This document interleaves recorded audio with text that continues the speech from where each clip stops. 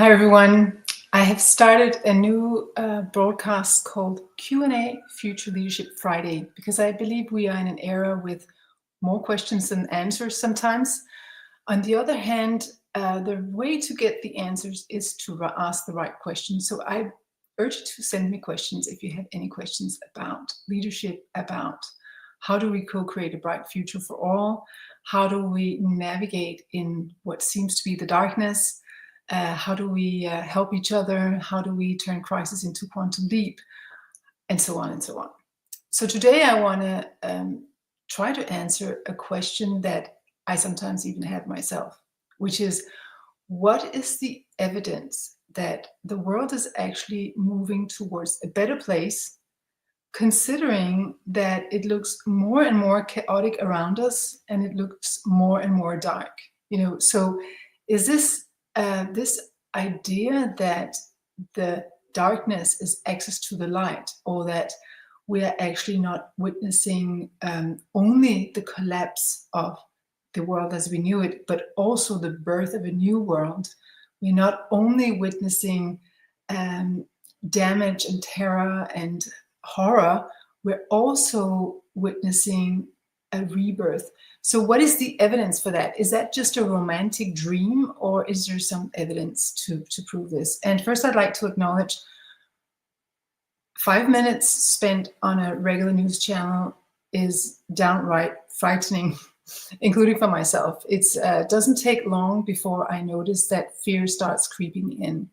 And this is where I believe we all have to pay a lot of attention to what are we consuming and what is the effect on us. But let's just look at some of the facts that is animating what I would at least call some concern. First of all,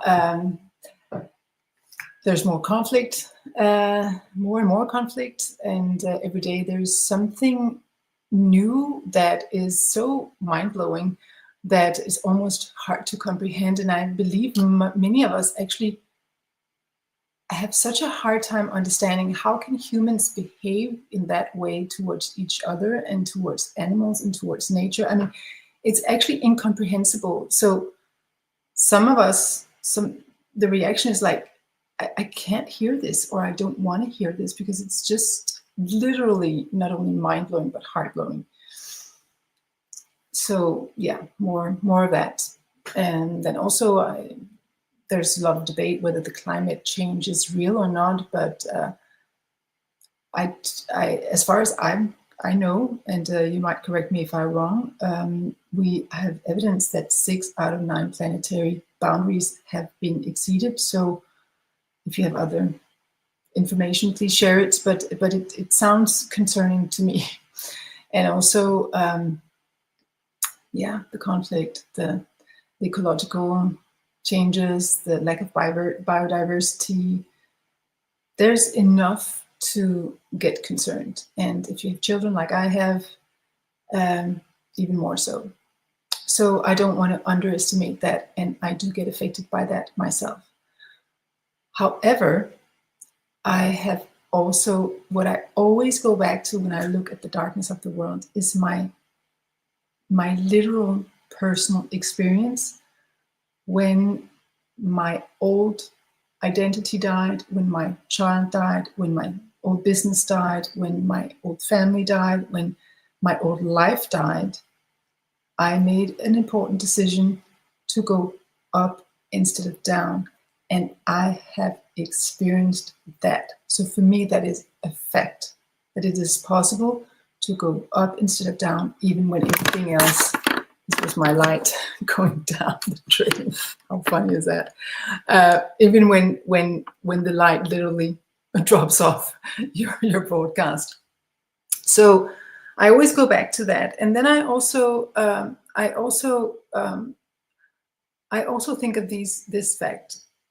There has never been more consciousness on the planet, at least in modern times, in registered times. I mean, there might have been before. But as far as what we consider modern times, there has never been more consciousness on the planet than there is now. So what does that mean?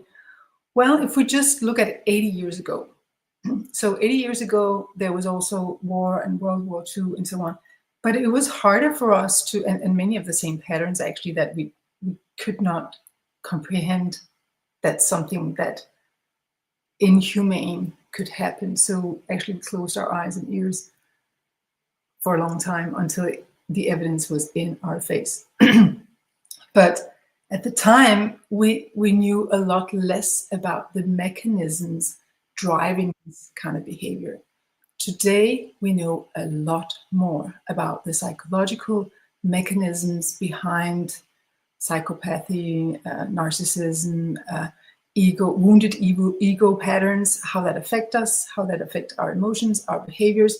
So we are now no longer navigating completely in the dark. We do actually have a torchlight and we know what to search for. So that is an extraordinary thing. There's so many more people today who are aware that psychology, consciousness is what drives behavior, and that are passionately pursuing not only information and inspiration, but transformation, who actually want to experience the transformation of their own inner operating system and how that affects their outer world relationships and results and participation in the world. And I think that's an enormously positive thing, because this is not just a couple of us interested in human behavior, it's masses. It's so many people who are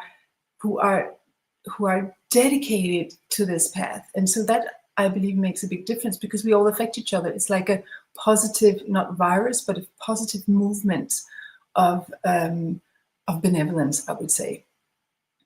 Because what happens when you understand how psychology affects us, and when you understand how the wounded ego operates, and you start having compassion with your own wounded ego and start healing that, what emerges is more and more compassion for yourself and thereby for others, and then so a much more heart-led way of living.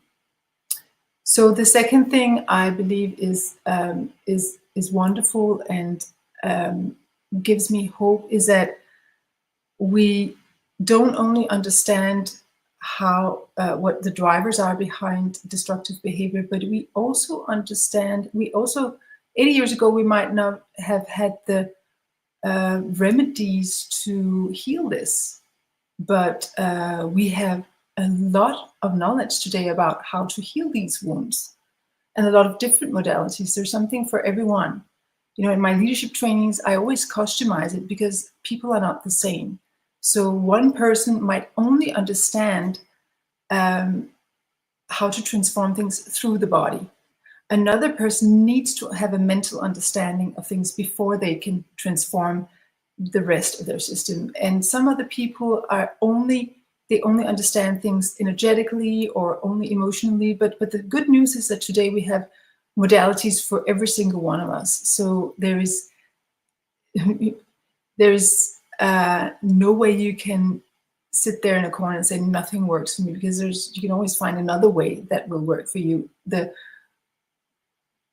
only thing that determines if it will work is if you give up or not. If you don't give up, somehow you will at some point find something that does create transformation for you. And I also think that's good news, which we could actually apply already in the school system, so that children don't have to commit all the mistakes the rest of us did and be as much in darkness as the rest of us were, but they could actually transform from the start, heal their childhood while they're still in it. Wouldn't that be great? So we know what drives human behavior. We know how to heal it. There's zillions of us working to help people transform their inner wounds to light and consciousness and heart conscience, heart intelligence. So that also works. The same thing goes with the problems we have in the world. So 80 years ago, we might not have had the solution. Oops, here goes my light again. To-do, it's right here. I think I need a better system for that. Talking about technology. So that would be refreshing if I mastered technology myself. But I do as good as I can for now. But technologically wise, it's not because there's not a solution. So I just have to find the right solution. 80 years ago, we didn't know what to do instead of what we did in terms of destructive behavior. So that was more difficult. Now we have a lot of solutions. We know what to do instead of pollution. We know what to do instead of destroying our nature. We know it. It's not that we don't know it. We know it. So we just have to do it. And sometimes it's the psychology, or most often it's the psychology that actually stands in the way of doing what we know is the right thing to do. What is the life-affirming thing to do? What is the regenerative way of doing things? So it's just a matter of applying it. We do know what to do. And then 80 years ago, we didn't have the technology. The technology was not advanced enough to really help us on a mass scale, and it is today. If we take AI and put AI at the service of humanity, which is definitely a possibility that we have, there is not one problem we cannot solve. So bottom line is that it's the human operating system that's in the way of solving our problems. But we know that it's possible to upgrade it. We know how to upgrade it. So the only things that stands between us humans and a bright future is upgrading our operating system. It's actually doing it, deciding to do it. And we're in the beginning of a new year. The next 2 to 5 years will be absolutely determining for humanity's future. Once we have taken a road, it's difficult to roll back. You know, the more you walk out of one road, the more difficult it is to go back. So I think it's a very important time to make some decisions in your life. And, you know, you can decide on your own, you know, do you want to invest what it takes in terms of decision, in terms of commitment, in terms of engaging, in terms of investing the time, the energy, the resources, the effort, also when it's uncomfortable, to walk out of that new road of a new operating system? Or do you still want to believe that we can create new solutions from an old operating system? This is the big question. And you have to decide with yourself whether you want one or the other, because there's no real middle way, as far as I can see. Or maybe you can see something, then please go ahead and inform us, enlighten us. So I think that's a very good beginning of the year question. And if you decide that you want to see what could happen if you upgraded your operating system, then it's time to make some decisions. You know, then you have to do something else than you're currently doing. Many people are in a job situation where they feel powerless because they're in a company where there's company policies and the leadership is deciding this, that, and the other. But you are still an individual with a free will, and you can still make a difference inside of yourself that will affect how you respond instead of reacting, what you suggest, what you deliver as input. And also walking away is also leadership if you are not in alignment with the values that is displayed at your workplace. So I do believe we have a lot of choice still, especially in the countries where there is not war and conflict and suppression, or where there's still at least a certain degree of free speech. So we have a big responsibility on behalf of those who don't have access to this. And I hope we as a collective will use this responsibility and thus make the difference that is possible to make. I'm just going to look at the comments and thank you so much for your contribution. There's a lot of interesting comments, but for now I just want to say thank you for your for watching. And if you have any comments or questions, I would love to hear them, especially if you have any input for solutions or something you want to add or a question for next Friday. Please feel free to share it. So thank you so much for your attention, and have a beautiful new year. I put on the light in the background to allow us to focus on the light, and now I'm just like broadcasting here. So light and more light. All right, bye-bye.